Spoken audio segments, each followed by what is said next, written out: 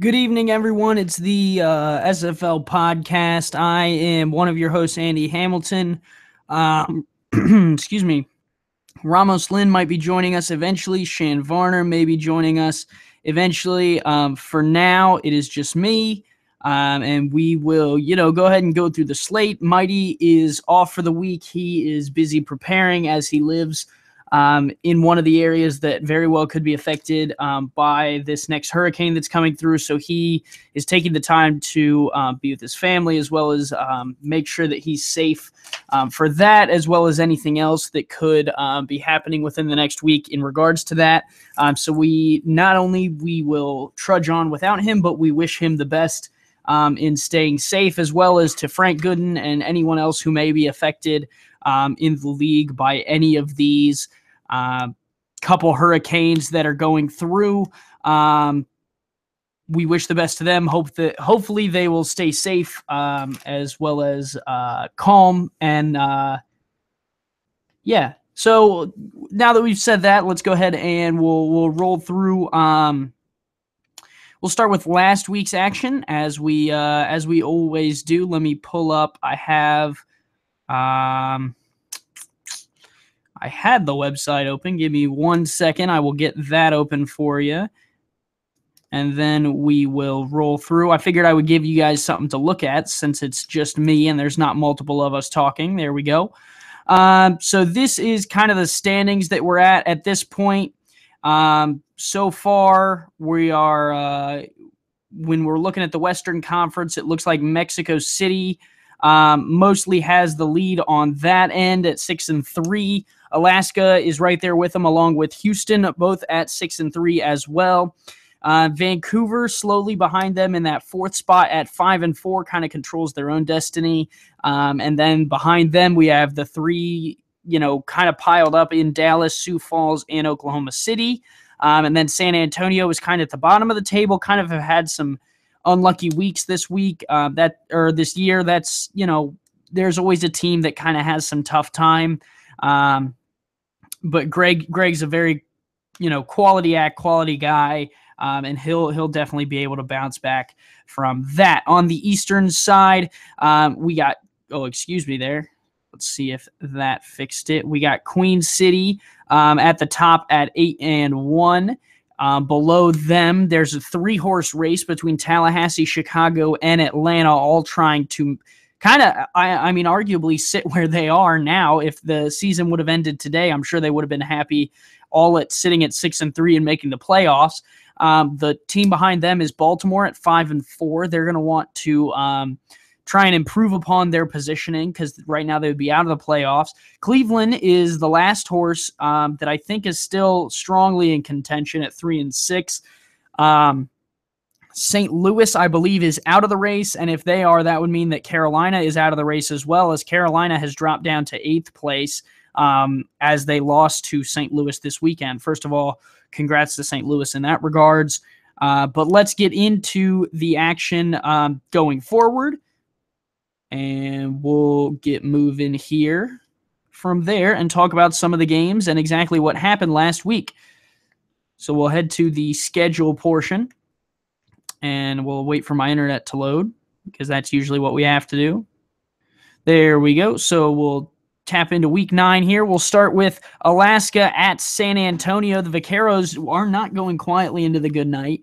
They lose at home 33-31, but boy, was it a close one. Another close one for San Antonio as the Vaqueros, really have been in quite a few of their contests here going down the sheet. They had 206 rushing yards out past the Storm, but were not able to contain Ash Odom enough. Trying to stop him, 25 carries for him, 249 yards, 10 yards per carry, 3 touchdowns. That's really the tail of the tape there because they did a decent job on Ron Cochran, 17-25 with 2 picks. And then on their offensive side of the ball, Langdon had a great game, 21 for 32, 1 touchdown, 231 yards, no picks there is what you want exactly. And German actually had a pretty good game as well, 34 carries, 206 yards for 2 touchdowns. The only problem is Odom outrushed him and had more touchdowns. So that really is kind of what it comes down to at the end of the day. is that they were unable to, stop Ash Odom. And when you can't stop the other team's rushing attack, your rushing attack is then hindered because of it. So that was what happened there. Alaska continues to keep pace at the top of the Western Conference. San Antonio, however, on the bottom looking up, are definitely learning what they can and trying to learn as they move into next season. The Vaqueros obviously will have a much stronger team next year, hopefully. And Greg knows what he's doing, so he's going to prepare the team as best they can next season to try and compete on the highest level, just like they did this season, nearly every single game. Moving down the list, Sioux Falls and Oklahoma City. This one kind of a shocker as the Renegades have kind of woken up in the past couple weeks, 27-24 beating the Sparrows at home. The Renegades get the win against the Sparrows team that has struggled this season. I think in my opening predictions, I predicted that the Sioux Falls Sparrows would make the playoffs in the 4th spot coming over from the east to the west, and that just has not been the case. The Sparrows have struggled. I think they also sit at 3-6, as do Oklahoma City now after this win, so not necessarily a team that's out of it by any stretch of the imagination, but definitely a team that needs to improve if they want to make the playoffs. And here's how Oklahoma City did it. Was really tail of the tape here. 354 passing yards for Sioux Falls, 93 rushing yards, 146 passing yards for the Renegades, 165 rushing yards. So a pretty even spread for Oklahoma City. The 4 turnovers here is really what did it. The Sioux Falls Sparrows couldn't hold on to the ball. And, when you're giving the other team a whole 2 extra minutes of time of possession, that's really what's going to make the difference. Tyree didn't have too terrible a game. The 4 picks is really the only blemish here on the list. Kevin Clancy had an all right game, 93 yards on 21 carries and 1 touchdown. And then on the Oklahoma City side of the ball, 20 for 22, Red Feather looked like Tom Brady. No touchdowns, no picks, so I'm fine with that on both ends. And then Pete Bruschi popped back up out of the water, 30 carries, 167 yards for 2 touchdowns. That guy went off, and that's really the tail of the tape. If Oklahoma City can get Pete Bruschi going in their remaining games, I don't count them out to be a rush going to the playoffs. They do hold a tiebreaker over Vancouver at this moment. So they're still in the conversation. Definitely not a team to sleep on here as we move towards the end of the season.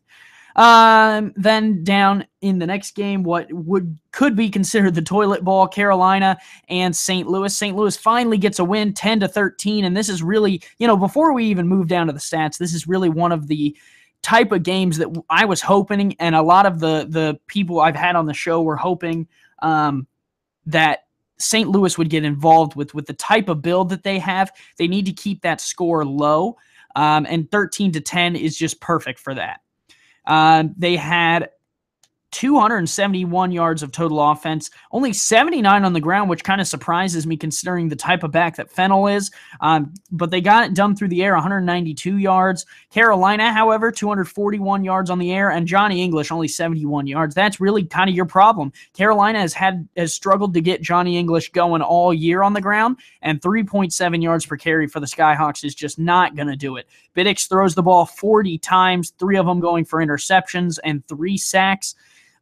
The St. Louis defense finally clicked. Ethan Alexander, what a stat line, 21 for 34, 192 yards and only 1 pick. The pick, obviously, you don't want that, but what are you going to do? And Fennell, 31 carries, 71 yards. Terrible average, to be honest with you, 2.3 yards per carry. But he does have the touchdown, and it's enough to lift him over. And the 10 receptions for 85 yards leads the team. So, a pretty strong showing from Adam Fennell. In the passing game, you'd like a little bit more from him in the run game, but St. Louis is not going silently into the good night, just as they didn't last year. Liam Crowder taking over that team has been doing quite the job. I'm sure Liam will be trying his best next season to, either continue coaching St. Louis or doing something else within the league in a coaching position, and we wish the best to him because he probably will be doing it at a high level, considering that it looks like he's kind of figuring out that build, which we saw James Richards get real frustrated with. Moving on to the game that happened on Sunday night, Vancouver was at home taking on Mexico City, 38-17, and a little bit of a shocker. Not even I thought that Vancouver was going to play this well against such a great team in Mexico City. So in looking at the final stat line, it's actually a lot closer than you would think. 383 yards for the Legion, 368 for the Aztecs. Most of the Aztecs' yards coming through the air, as Bentley only got 98 yards on the ground. Vancouver kind of had an even spread, 184 through the air, 199 on the ground, which kind of lifted them over Mexico City. But really, it was the defensive play against the Aztecs, which really made this one a difference. 28 for 46 was Matt Wilson, 6 interceptions, as the Bronze Bomber looked a little bit more like a bronze balloon. No offense to Matt, though. We love Matt. 2 touchdowns for him. Bentley was really the difference in this game. If he really would have got going, the Aztecs would have had a stronger game. But with those picks early for Matt Wilson, they really never got the chances. They went down so early, they had to kind of abandon the run game. Only 20 carries for him. He's usually used to seeing a lot more than that. Pepper only had to throw the ball 17 times, completed 13 of them with the 1 pick, 1 touchdown. And Ivan Sanchez took this game over, 37 carries, 194 yards, and 3 touchdowns for him. And then on the defensive side, Vancouver getting interceptions from Oscar Dunkley, Frank Champion, and then both safeties got involved, and Dunkley took one of them back to the house. And that's kind of how Vancouver did it, and they continue the streak that they've had through the Western Conference. And, they're a team that's on the rise, just now getting out of being under 500. So, a team on the rise, but not one that necessarily is a lock for the playoffs. So still plenty of contention here for the Western Conference. Moving over to the East, Cleveland and Queen City. Cleveland actually put up a pretty strong fight in this one, heading to Queen City and only losing by 10, 24-34, as the Corsairs put down the Stallions. The tail of the tape for this one is really just Queen City kind of coming out and dominating on the ground. 554 yards of offense. If you hide the 2 numbers here, you look at that and you're like, okay, Queen City pretty much put on a show. Then you go to the next slide and you're like 351 versus 320. Okay, that's not bad. Cleveland's keeping with them. And then you go to the next one and you see 31 versus 234. Kyle Walsh really just ran away with this one. Mac Wavy Jr. in the offense in Cleveland, we know they can throw the ball. The question is, can they run the ball? When David Overstreet gets going well, Cleveland seems to play better. When teams are able to shut down David Overstreet, it seems a lot like those teams seem to win the games. 45 pass attempts for Mac Wavy Jr., we're used to seeing that. We're used to seeing about 20 carries for Overstreet, which he got here with 19. The difference is the 1.6 yards per carry. If that could have been 4 or 5 yards per carry, Cleveland might have had quite a better game. But still, a very commendable effort against the Queen City team that has the longest streak of wins in the SFL to this point. 23 for 30. AJ Caswell had a great performance, 2 touchdowns, only 1 pick. And then Kyle Walsh, 25 carries, 221 yards. That's 8 yards a carry, nearly 9, and 2 rushing touchdowns. As well as Chris Curtis, the new wide receiver for the Corsairs, 2 receiving touchdowns for him on 8 receptions, 191 yards.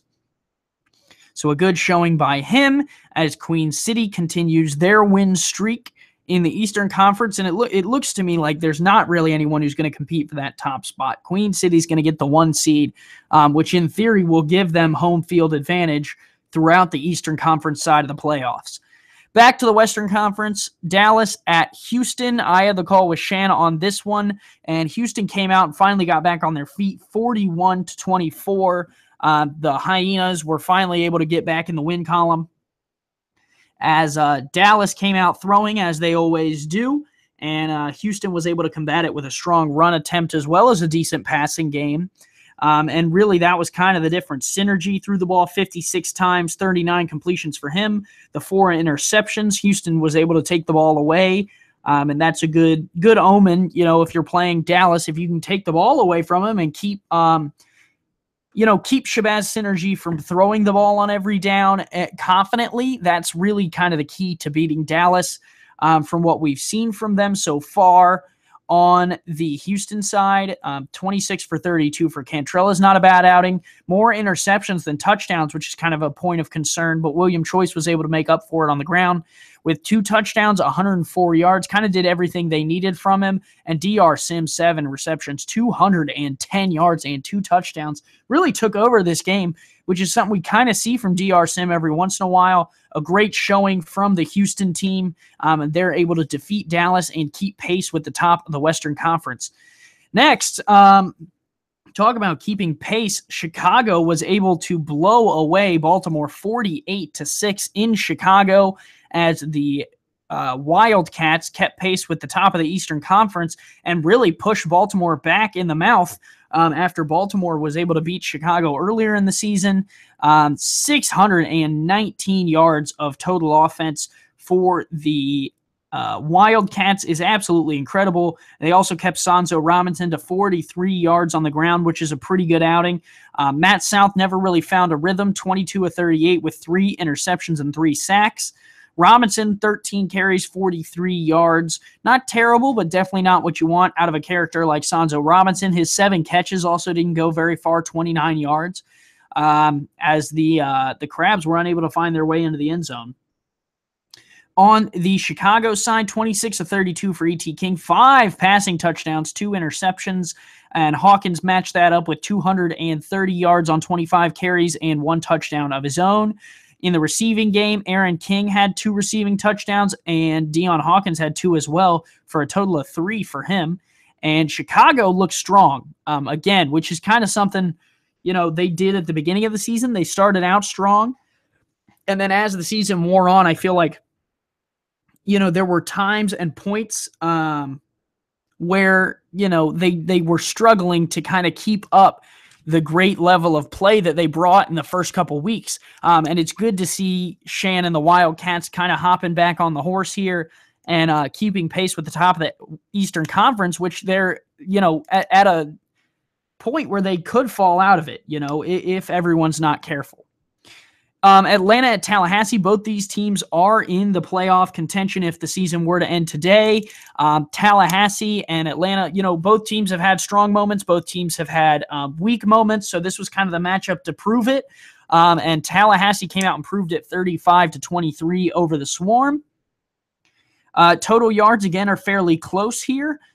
Passing yards are fairly close. Even rushing yards are fairly close. So this was a pretty evenly matched matchup. The difference here, DeMar Woods, 27 of 40, just couldn't kind of get those connections that he needed. 2 touchdowns, 1 pick, not so bad. Hollywood, not a terrible night. 1 touchdown, 112 yards on 12 carries. That's actually a pretty good rushing night for BDG Hollywood. In theory, you'd want to hand it off more to him with that rate.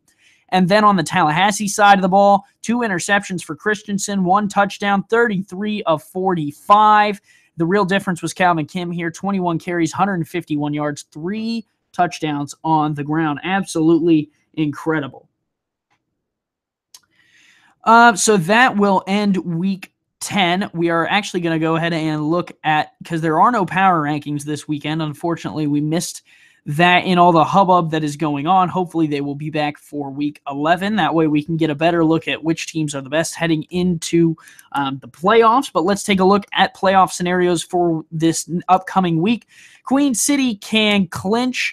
The easiest way for them to clinch is to beat Atlanta. They play Atlanta this week. With a win, they clinch. They still play Atlanta and Chicago. They split the season with Tallahassee. But if Queen City continues their winning ways, Tallahassee cannot catch up with them. Can be eliminated. The Crabs, with a loss, let me read here. If they lose, they will have been swept by Tallahassee and Atlanta, meaning Baltimore could only beat out Chicago by winning point differential, which the Crabs are down 62 points. So they're not technically out of it, but the odds of them making up 62 points by the end are, fairly slim. So, with a loss, Baltimore would be out, and Cleveland, when you look at them, their best bet's Tallahassee. They won the tiebreaker with Tallahassee 1-0. If Cleveland can split Baltimore, the Stallions would push both teams out, but if Cleveland loses, they are out. So win or go home already beginning for Cleveland, but we saw a team like Carolina do that last season, so it's not out of the picture. Not out of the picture. Cleveland has also done very well, to win when they can. So there's not necessarily an impossibility for the Stallions to make the playoffs. Then moving down the list, we'll move to the Western Conference. Alaska, Houston, and Mexico City. Excuse me, 1 second. There we go. Can all clinch in the Western Conference. I mean, how in the world can 3 teams clinch in the Western Conference? That seems incredible. If Dallas, Sioux Falls, and Oklahoma City lose, all 3 teams can clinch because Vancouver would be the only team, kind of left standing at that point, and they would then take the 4th spot, if not the 3rd or the 2nd, depending on how this thing shakes out. But if one of those 3 teams lose, it could mean that none of these teams can clinch after this week. So a very close contest between these teams, but not necessarily something where, we're going to see one of these 3 teams get knocked out. It's a tough road for the bottom of the Western Conference between Dallas, Sioux Falls, and Oklahoma City. As we look at it here, one loss from each of them, and they're, the top 3 move on, and these 3 potentially are out. The only chance they'll have is knocking out Vancouver. Which Sioux Falls and Oklahoma City still potentially could do because Vancouver still has to play both of them. Dallas is the only team that can be eliminated because if Vancouver wins, then Dallas would get beat because Vancouver has the win over Dallas, and it seems that Cam has joined me. Cam, how you doing? What's up, guys? Well, Guy, there's only one of me this week. The people we got watching right now. Yeah, you are true. We do have a very good viewership. Always appreciative of that. I'm going over the playoff the playoff contentions that you put up today. I don't know anything about that. Right. Yeah, you're not following the league, right? No. Okay, cool. No. Took about 2 hours. So Dallas can be eliminated. Vancouver winning obviously hurts Dallas a lot. The Roughnecks got swept by Houston, so Houston has the tiebreaker over of them. Dallas would need a Mexico City loss to Oklahoma City to remain in hopeful contention if Vancouver were to win. But if Dallas loses, Mexico City and Vancouver win, Dallas is out, which is something we don't often see from a reigning champion. Is that right, Cam?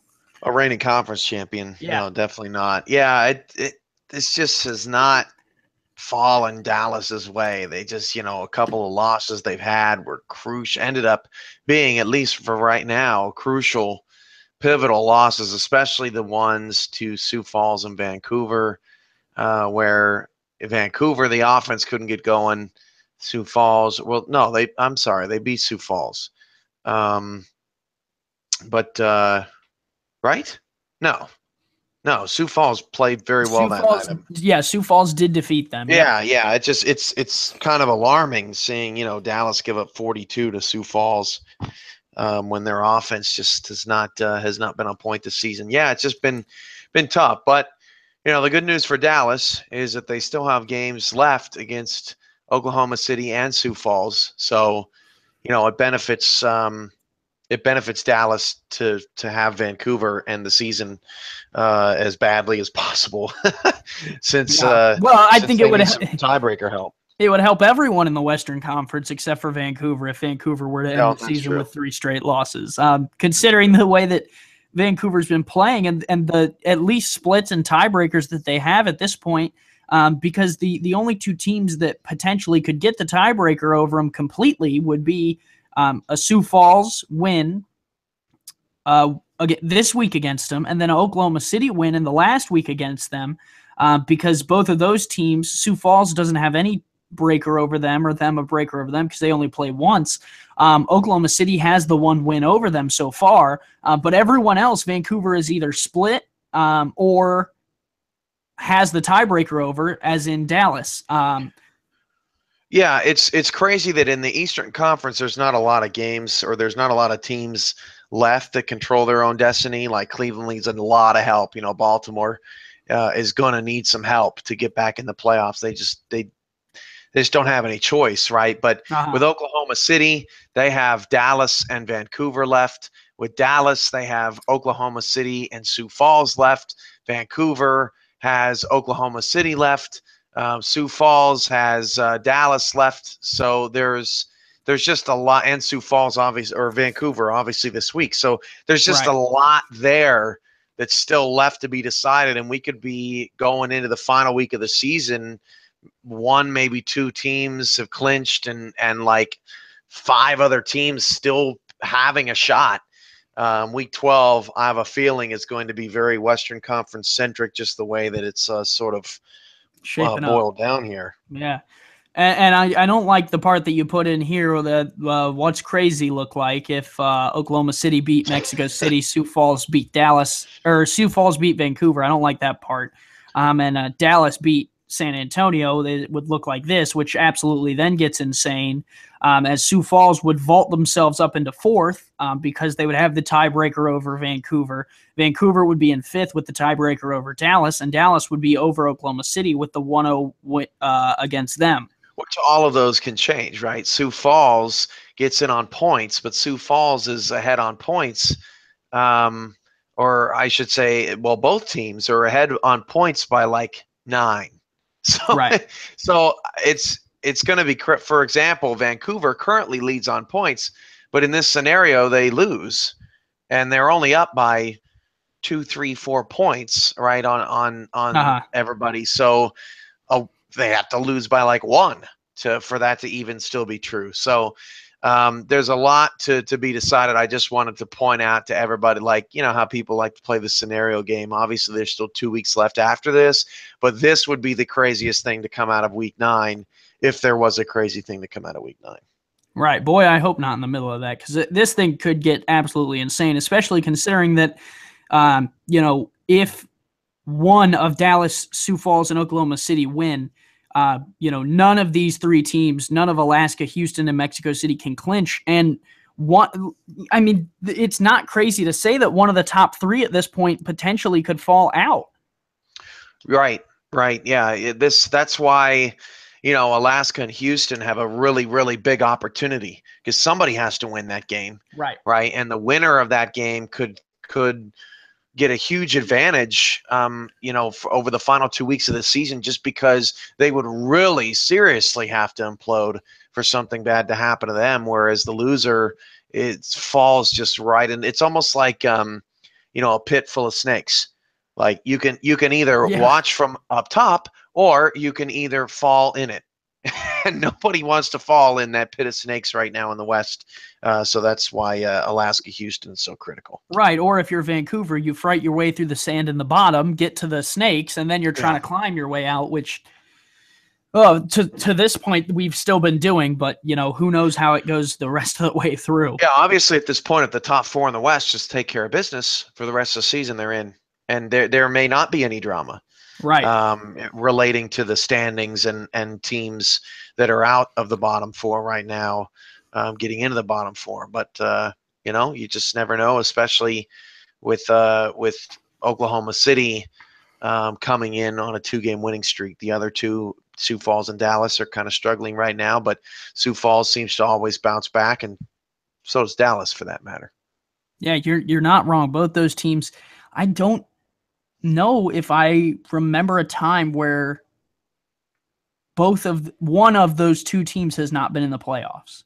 Yeah, Sioux Falls and Dallas. That'd be you can while you're chatting up our viewers, I can look up to see when that even existed. Sure. Yeah. Well, we touched upon this next week of matchups. Atlanta heads to Queen City. Chicago heads to Carolina. Shann Varner returns to to Carolina to take on James Klein.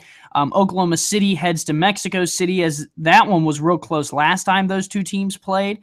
So it's going to be interesting to see as Oklahoma City is trying to fight their way back into playoff contention after starting out so hot, and Mexico City's trying to, keep their head above water in the tough Western Conference.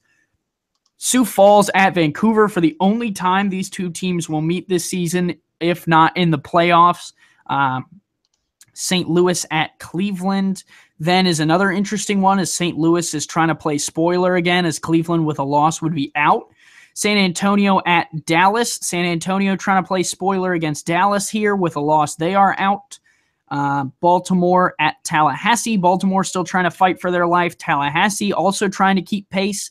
And then Houston at Alaska, as these two teams try and kind of shift and focus their way to try and figure out who's going to be at the top of the Western Conference when all the dust settles, and not the dust from Oklahoma City or San Antonio, because that seems like a Western kind of thing to say.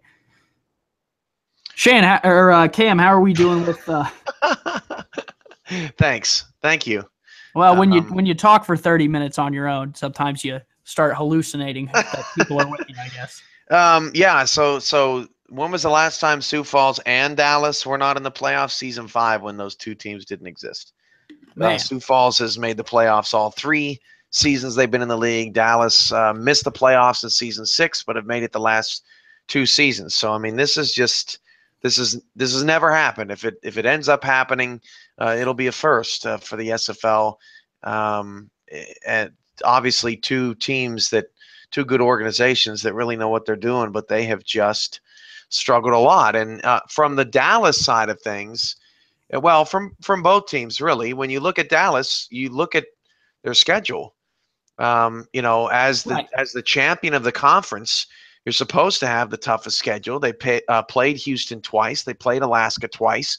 They got away with only playing Mexico City once, but they played Sioux Falls twice. They've really caught the brunt of that Western Conference schedule. And then, Sioux Falls has played in the Eastern Conference, I believe, all 3 seasons. And it's been often said, I think at least for the last 2 years, especially since Louisville hasn't been in the league, that the Eastern Conference has some heavyweights. Obviously, Queen City makes that conference a little top heavy, but in general, the Western Conference has been the stronger conference, not the lopsidedness of the NBA by any means, but still probably, if you were to take a poll, it's like 60-40 talent pool residing in the West. And so I think that for both of those teams, with Dallas getting a tough schedule, with Sioux Falls moving from east to west,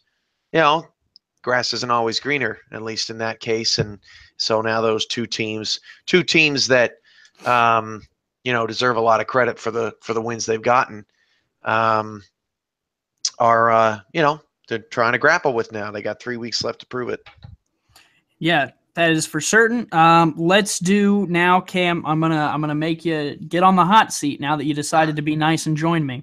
We'll start with an easy one. What game are you most looking forward to this weekend? I am really compelled. And don't pick an NFL game now, because that's no, absolutely not. I'm cheating. I'm really compelled by Mexico City, Oklahoma City. Here's why. I don't understand what has happened to the Aztecs. Like, I'm dumbfounded. Mm-hmm. It's like they don't know how to play defense anymore, and it's crazy because, as everybody knows, like, Ramos is a bright defensive mind. They had one of the best defenses, if not the best defense, in SFL history. They're back in season 5 in that championship game, and I'm just stunned. They've fallen down. Now they're all the way down to 11th in points allowed. Their run defense is down to 14th. And they really seem to have been struggling in recent weeks when teams just sort of ground and pound them. Get an early lead, force Ray Bentley off his game, and put Matt Wilson in a position where he feels like he has to do too much, which is crazy to think about, because I don't want to play that Mexico City pass attack. K.L. Barrett, Richard Montague, Dijon Swan. This is a really good, talented Ryan Moxon Yeah. offensive passing unit. And here recently, it just seems like without Bentley cooking at 175, 200, for some reason that passing attack just can't seem to get moving. They really need Ray Bentley to help open things up. The other thing that's interesting about this matchup to me is that Oklahoma City is plus 11 in turnover differential. The fact that they are 4-5 with that number is pretty shocking. Mexico City is plus 5. That's third best in the league. So both of these teams do a pretty good job, besides Matt Wilson last week, because before that he had done a fantastic job all season, Right. avoiding the picks. But both teams, by and large, through the course of the season, really do a great job of taking care of the ball, and then forcing turnovers. On the turnover side of things, Oklahoma City only has 10 turnovers. That's 3 less than any other team in the league. That's pretty remarkable. And they only score 24.8 points per game, but they're not turning the ball over. So that's helping them stay in contests. On the flip side, Mexico City has 21 turnovers, which is towards the bottom. But Mexico City is also forced 26. That's most in the SFL. So you've got a Mexico City team that forces more turnovers in the league than anybody else, going up against the team that doesn't turn the ball over ever. That's pretty compelling. And if Oklahoma City, if there was ever a time for my pops to get out of the dungeon and stop with his yapping and talking and go out there and win a crucial game and make the Renegades relevant again, it would be this week. Well, I was just saying, with the way that they opened the season, I thought it was going to be one of the years for him. I was like, all right, Oklahoma City's got the build. He's been working on it, and it looks like they're going to run with it. And then, they defeat Vancouver. I think they won the week after that. And then after that, they just fell flat on their face. And I was like, what happened? Because I watched the Oklahoma City game when we played Vancouver, and I was scratching my head going, okay, I thought I had them, and clearly I had no idea. And so now, I was looking at week 12, scratching my head going, I have no idea what I'm going to adjust. And then now I have 8 weeks of tape to watch that they lost. And I'm going to obviously have plenty to formulate a game plan off of. But at first I was like, I have no idea how I'm going to stop them by the end of the season because they just looked so outright strong. Now, on the other end, and I'm not going to plug my own game of the week, right? But it's must-see television, and that's why we put it there. So we want to see everybody out there Tuesday night. But Wednesday, Houston, just go for it on 4th down, man. Just every time. Stop kicking field goals. I can't take it anymore. You break my heart. Every time you play Alaska, you can't make a field goal. It's heartbreaking. It's awful. They just come on, man. Don't kick field goals. Just don't kick field goals. Alaska and Houston are the top number 2 and number 4. Houston being number 2 in run defense. William Choice, Ash Odom, they both teams are better when their goal backs get going. Are they going to be able to get going in this game? And if they're not, who is the better quarterback? Cody Cantrell or Ron Cochran? Both are considered to be middle of the road, upper to middle of the road type of quarterbacks in the SFL, nothing upper echelon or anything. But both have shown that they can have really good games this year. Cantrell, surprisingly, 3rd in quarterback efficiency this year. And then Alaska or Cochran is 7th, which again, not too bad. Yeah, still not bad. And Cochran's only been sacked 4 times. Can you believe that? Wow. 4 times. And it's good protection. Yeah, that's 4 less than anybody in the league. And the guy that has 8 is DeMar Woods, who's played 4 games. It's not even close. Right. Cochran and the system that Alaska has them in, they know how to rush the passer and they know how to protect their passer. But Kip Moore and that Houston defensive front, nothing to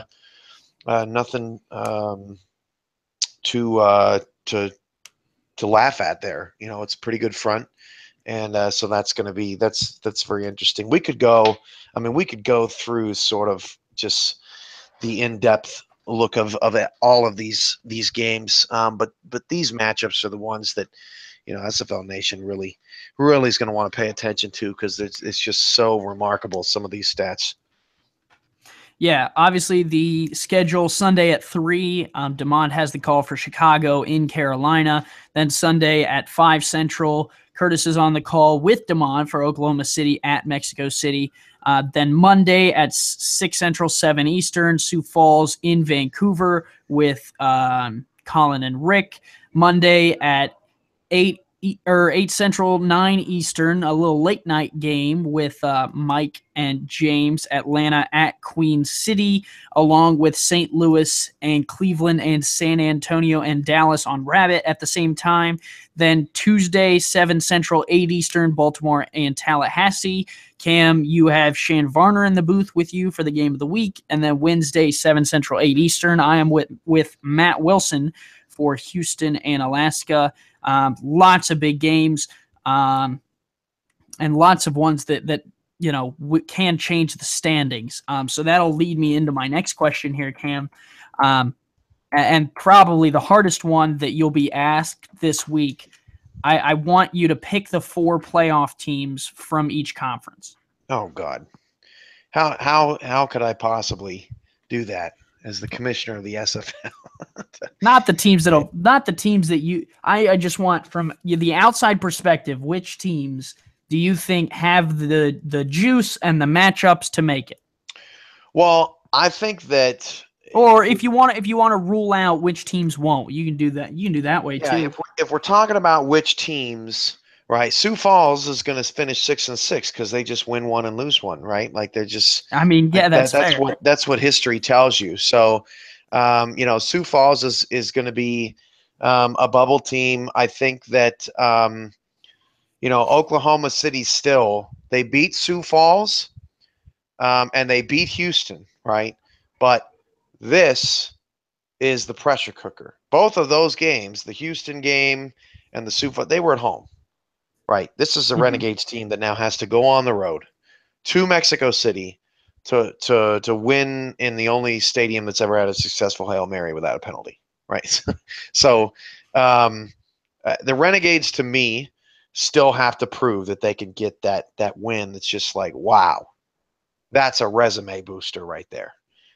They've definitely gotten 2 of their biggest wins of the season the last 2 weeks, but you know how it goes this time in the season. Not much is impressive unless you get a win. So, with that said, Vancouver winning 5 in a row, it's pretty hard to see how the Legion just all of a sudden stop. However, if one team can all it takes is one to figure out a team, and then people have a game plan that they can go off of, and to try to stop them in their own way. So, I mean, with that said, Vancouver and Oklahoma City are trending up. Alaska's trending up. Houston, Mexico City, Dallas, Sioux Falls, a little bit trending down, right? So you've got 3 teams trending up, 4 teams trending down, 4 teams make the playoffs. So if you're a trending down team, assume that 2 of those trending up teams are going to get in because they're playing well. So if you're a trending down organization, you better hurry because your time is running out. I can't say for certain which 4 teams. I will tell you that out of all the teams in the Western Conference, I think the team that looks the sharpest right now is the Storm. I think Alaska's playing their best football. I was looking up some stats earlier with Alaska, and yes, escaped by the skin of their teeth in San Antonio. Yes, escaped by the skin of their teeth in Houston. But Alaska's winning road games, and road games are not easy to win. Right? They're going on the road and they're winning these games. They went on the road to beat Vancouver. They went on the road to beat Alaska. They're 4-1 on the road. That's important because they have a road game at Sioux Falls left on the schedule. And, And that's going to be a really pivotal game for Alaska down the stretch. They play 3 teams that are all in the thick of it. They have one of the tougher schedules left, but Alaska is playing some really good ball. Without that loss to Vancouver on the final play of the game, they have won 5 games in a row. And in that, a shutout against Oklahoma City, 2 road wins, a 27-point blowout against Dallas. That's a really good resume to put together down the stretch. So I will say that Alaska is probably trending up the most. In the Eastern Conference, I think it's pretty easy. Right now, Queen City can stop you, and you can't stop the run. You just can't. And piggybacking off of that, their offense in general has just been hard to stop. Queen City is racking it up, and it's pretty remarkable. I put in the article, in the playoff article, this is the first time Queen City's won 8 games in a regular season. That's just crazy. How has that not happened before? I mean, they're having as good a season as they've ever had. 31 points a game. They're number 1 in the league in total yards of offense with 460. And their passing game, it's bottom half of the league, but it's still pretty good. They're the only team in the league that's averaging over 200 yards on the ground and through the air. They're converting 53% of third downs. They're turning the ball over just 13 times. There's like no weakness right now with Queen City. That's how well they're playing. Their defense against the pass and against the run are in the top half of the league. Total yards, number 4. As mentioned, points, number 1. Like they're just doing it right in every way. And everybody in the East is chasing Queen City. And somebody's going to have to stop them. It's going to be really interesting to see how Atlanta and Chicago and Baltimore down the stretch, games they critically need, all play Queen City. Queen City, that means they've already played Cleveland and St. Louis and Carolina. That's how they've stacked 8 wins. Now they got to go out and beat their toughest competition. Atlanta played them close and won. Baltimore played them close, came up short. Chicago's going to get a second stab at them. So everybody's chasing Queen City in the East. There's nobody trending up more than Queen City or at the rate that Queen City is. Everyone else just has to hope that they can get their shot at them, similar to how Queen City got their shot at Tallahassee and lost, and beat the Pride when the Pride was the number 1 team there in that Eastern Conference final. They got their shot, they took it, and they got it. Now Queen City is playing for the first time since season 1 the role of the favorite, and that's pretty interesting that it's sort of all come full circle. And Queen City was the ultimate favorite in season 1 because their pass offense was so good, ironically. Yeah. So yeah, that's sort of the breakdown as I see it right now of the teams in each conference. And hopefully I didn't get anybody's panties in a wad. And the last question, and then we'll get out of here. I think every team that is running for the playoffs in the back of their mind has the lingering question in on the back of the brain, not necessarily thinking about it, but it's back there. If we make the championship game, how do you prepare for a team on the other side of the aisle that you've been watching all season, but haven't had to, practice against, haven't had to look out for, haven't had to scout? Because it's a tall task in a week to watch film and scout and prepare for a team that you have already played once in the season, because in theory you usually don't play them a week or 2 after you played them before. Usually it's 3 to 4 weeks after, and it's a whole different looking team by that point. But, in a championship game, you're obviously going to be playing the exact opposite team. You've never even thought about having to go against these guys. How do you think that presents kind of the ultimate challenge for a team in the SFL to kind of be the best? And, in what way, do you think that not to which two teams are most ready for it, but which two owners do you think have had and could prepare best in a week for a team that they never have had to play in the season before? Well, I'm going to deflect because there are some interesting things about the championship game that we can bring up here today. First off, Andy, and I'll throw this to you. Have we ever, and I'm asking because I'm not quite certain, have we ever had a championship game where the two teams that met in the championship game had not met during the season? It did not happen last year. Queen City beat Dallas 39-31. Right. It did not happen the year before. Minneapolis played Louisville, and if you remember, Louisville blew them out. I think it was like 55-10 or something crazy that one particular season. So it didn't happen in season 7. I think it would have to go back to before I was even in the league. Yeah, I'm looking back here. Season 6, Houston and Queen City played. Now that may have been a game. Let's see. Season 6 was winter 2016. So let's take a look at Queen City's schedule here. Did they play Houston? No, they did not. Okay, so it's been over a year since we've seen a championship game with teams matched up against somebody that they've never faced before.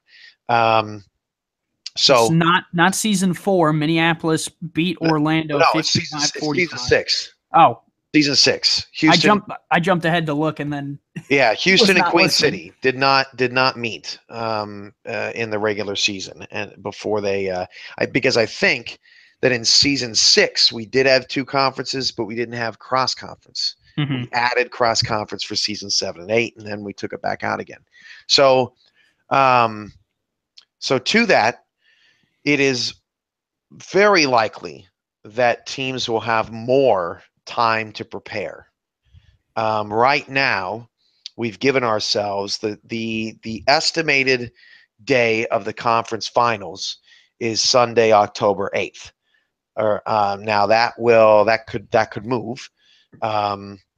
For those that don't know, Curtis potentially could be at SFL headquarters that weekend.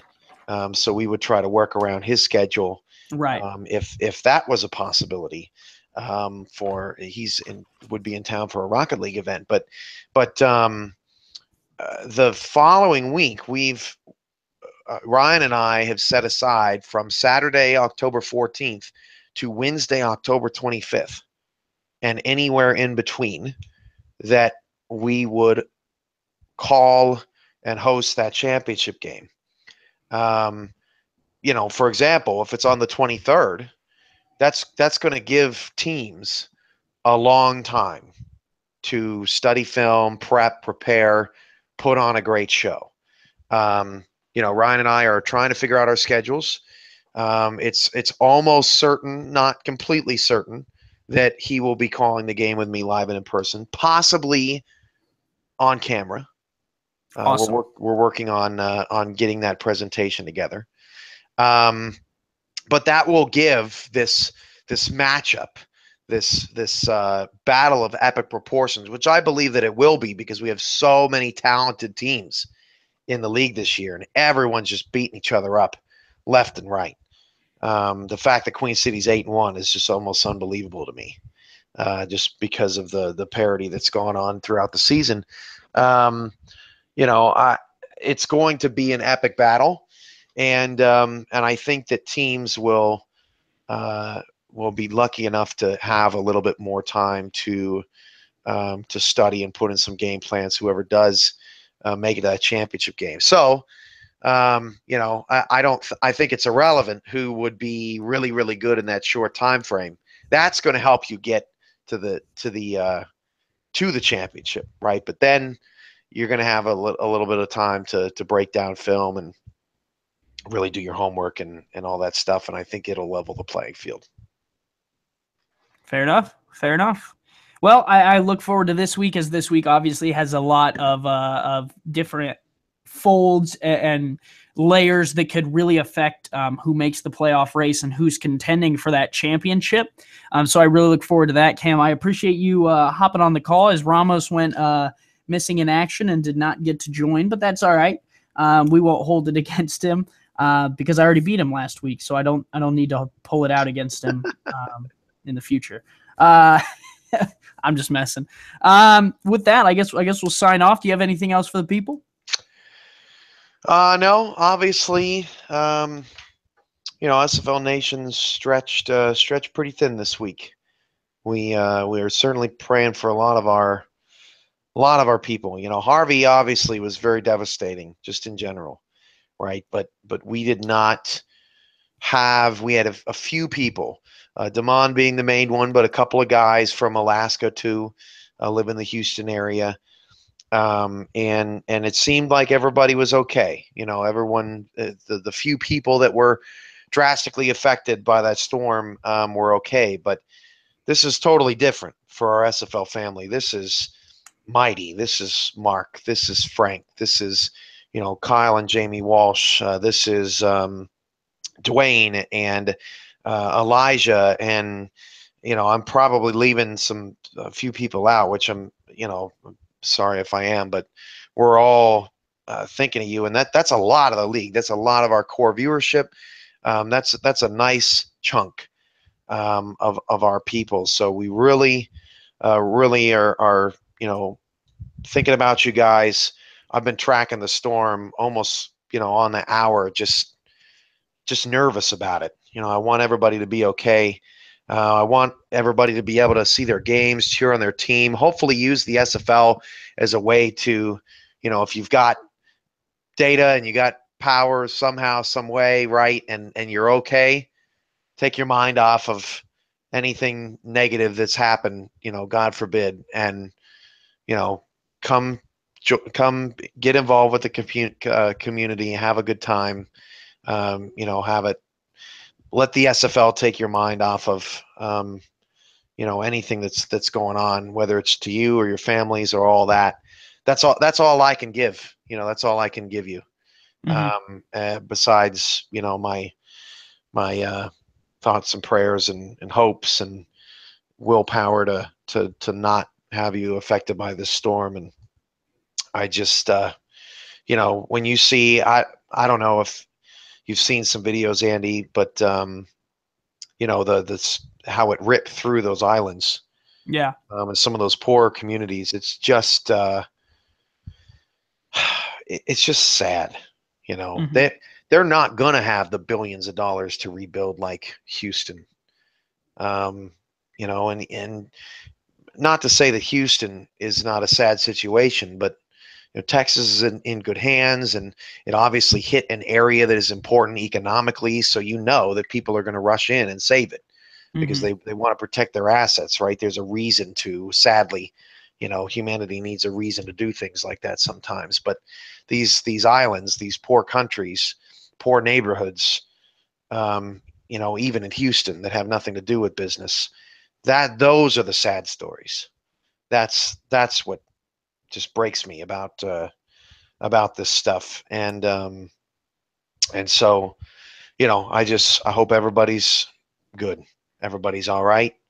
And we can, have a great week 10, enjoy some action, and have everyone have everybody bounce back to a normal and happy week 11 like nothing ever happened.